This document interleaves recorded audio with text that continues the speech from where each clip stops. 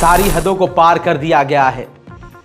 मुस्लिम देशों की बेगैरत वाली चुप्पी की वजह से हर घंटे हर दिन मुसलमानों पर, गाज़ा और फ़िलिस्तीन के लोगों पर अब जुल्म हो रहा है। इस्लाम पर सीधा अटैक हो रहा है।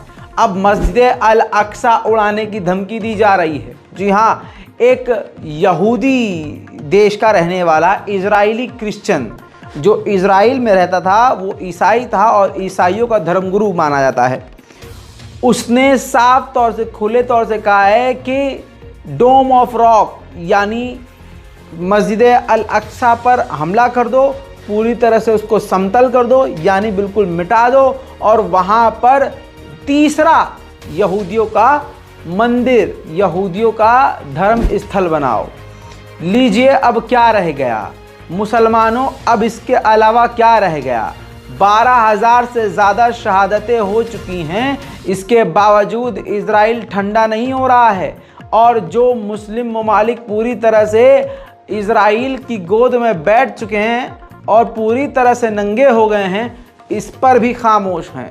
दोस्तों, वो बयान पूरी मीडिया में वायरल हो चुका है, ये सुन लीजिए। प्लान खतरनाक है। इस बयान के बाद दोस्तों ये क्लियर है कि गाजा में और आतंक बढ़ेगा। I'm sick of all these Christians saying we ought to have peace with Islam. Islam is a satanic death cult and they would cut your head off before I said amen in this sermon if they had a chance to. What they ought to do is evacuate up there on the hill and get a great big missile and blow that wicked dome of the rock plumb off of the spot where it's standing right now so we can get that third temple rebuilt and usher in the coming of Jesus. समझ गए आप दोस्तों? अब Gaza में और क्या क्या होगा, फ़िलिस्तीन में और क्या क्या होगा, अब आप समझ सकते हैं। मेरे दोस्तों, अगर मस्जिद अल अक्सा के लिए कम से कम आप कुछ करना चाहते हैं तो इस रिपोर्ट को शेयर कर दीजिएगा, प्लीज़ शेयर कर दीजिएगा, ताकि मुर्दा मुसलमान जाग जाएं। और ये मत सोचिए कि आपके शेयर से कुछ नहीं होता है। आपके शेयर करने की वजह से और लोग जुड़ते हैं। उनमें से अगर 10 में से 2 लोग भी शेयर करेंगे तो उनके साथ कम से कम 5-6 लोग जुड़ेंगे। ऐसे ज़्यादा से ज़्यादा जेन्युइन जानकारी सबूत के साथ दुनिया के पास जाएगी और असल में फिर एक दिन देखिएगा बहुत जल्द दबाव बनेगा। बस सच बोलने की हिम्मत होनी चाहिए और आपको सच के साथ खड़े होने की ताकत होनी चाहिए। दोस्तों, बहरीन के क्राउन प्रिंस ने हमास की निंदा की, कहा हमास ने गलत किया है, हमास को इजराइल पर इस तरह से हमला नहीं करना चाहिए था। और साथ ही बहरीन के क्राउन प्रिंस ने साफ तौर से कहा है कि ये जंग रुकनी चाहिए, ह्यूमैनिटेरियन पॉज होना चाहिए। साथ उन्होंने कहा कि सीज फायर होना चाहिए और 2 स्टेट सॉल्यूशन सबसे ज़्यादा ज़रूरी है। बिना 2 स्टेट सॉल्यूशन के कोई हल नहीं निकल सकता। गजा में शहादतों की, मौतों की संख्या 12,300 हो चुकी हैं। उन 12,300 में से 5,000 सोचिए, 5,000 सिर्फ बच्चे ही बच्चे हैं और उन्हीं 12,300 में से 3,000 सिर्फ महिलाएं हैं। उधर अल कस्साम ब्रिगेड ने बहुत बड़ी बात कही, कहा कि नेटवर्क फ्लॉप होने की वजह से, मोबाइल टावर डाउन होने की वजह से जो हमारे दूसरे ग्रुप थे जिनके पास यहूदियों के कैदी थे, यहूदी कैदी थे, उनसे हमारा कांटेक्ट टूट गया है, संपर्क नहीं हो पा रहा है। अब हमें नहीं पता कि वो कहाँ हैं। मेरे दोस्तों, हमास ने कंफर्म किया है बहुत बड़ा मैटर। हमास ने क्लियर किया है कि 2-4 दिन पहले इजराइल के खतरनाक हमलों में गाजा के पार्लियामेंट स्पीकर की मौत हो गई है। वहीं एमनेस्टी इंटरनेशनल ने कहा है कि जो पूरी दुनिया में फ़िलिस्तीन और गाजा के समर्थन में रैलियां हो रही हैं, उसको उन नज़रों से नहीं देखना चाहिए जैसे कि ये देश के लिए ख़तरा हो।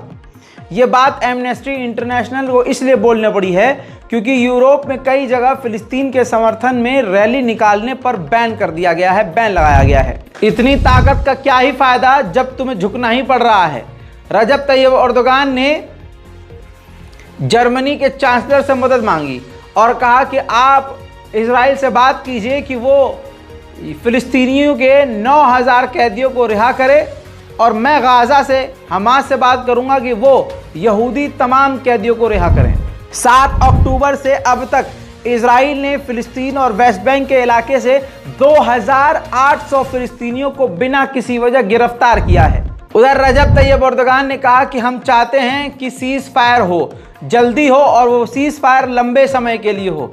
हम ये भी चाहते हैं कि जो गाज़ा में तगड़ा नुकसान किया है इजराइल ने, इजराइल गाज़ा को पैसे भी दे। हाँ, तुम्हारी खाला का लड़का लग रहा है ना, जो तुम बोलोगे वो मानेगा। एक्शन की ज़रूरत है, तो सिर्फ वर्डिंग चल रही है। एर्दोगान ने जर्मनी को ताना भी दिया है, आड़े हाथ भी लिया। उन्होंने कहा कि जर्मनी यूक्रेन वाली नीति नहीं अपना रहा है। वहाँ पर उसने यूक्रेन जब अपना अटैक कर रहा है तो वो कह रहे हैं कि वो सेल्फ डिफेंस कर रहा है। यहीं अगर गाज़ा के लोग अपना सेल्फ डिफेंस कर रहे हैं तो ये जर्मनी जो है उसको आतंकी कह रहा है, अलग नज़रिए से देख रहा है। दोनों जगह यूक्रेन और गाज़ा को आप देख लीजिए, एक जैसा मामला है, और दुनिया अगर यूक्रेन के साथ है तो गाज़ा के साथ भी होना चाहिए, लेकिन ऐसा नहीं हो रहा है। इसके अलावा एक बार फिर से रजब तैयब एर्दोगान ने कह दिया है, एक बार फिर से, ये पुरानी बात नहीं है, 2 दिन पहले बोला था, फिर से बोल दिया है कि नेतन्याहू जाने वाला है, उसके ही यहूदी लोग उसको वहां रहने नहीं देंगे, और इजराइल एक टेररिस्ट स्टेट है। डॉक्टर्स विदाउट बॉर्डर्स संगठन ने कहा है गाज़ा में हजारों लोग डॉक्टर समेत मौत के मुंह में हैं, क्योंकि वो सब अस्पतालों के अंदर हैं, या वो बीमार हैं, या तो अस्पतालों को चारों तरफ से तोप से और मिसाइलों से इजराइल ने घेरा हुआ है अस्पतालों को। वहीं अल शिफा हॉस्पिटल के डायरेक्टर ने ये जानकारी दी कि अल शिफा अस्पताल को जबरदस्ती खाली इजराइल ने करवाया, बंदूक की नोक पर।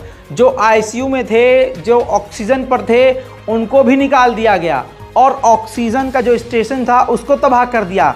जो फार्मेसी थी, जहां दवाइयां मिलती थी, उस स्टोर को उड़ा दिया गया। ऑपरेशन थिएटर समेत तमाम जगहों को जो अस्पताल की सबसे इंपॉर्टेंट थी उड़ा दिया गया। इजराइल ने अस्पताल को तहस नहस कर दिया। वहीं नेतन्याहू ने कहा है कि कोई भी डील नहीं हुई है, बस ह्यूमैनिटेरियन पॉज होगा जब भी होगा, यानी कुछ घंटों के लिए कुछ जगहों पर, एक साथ नहीं।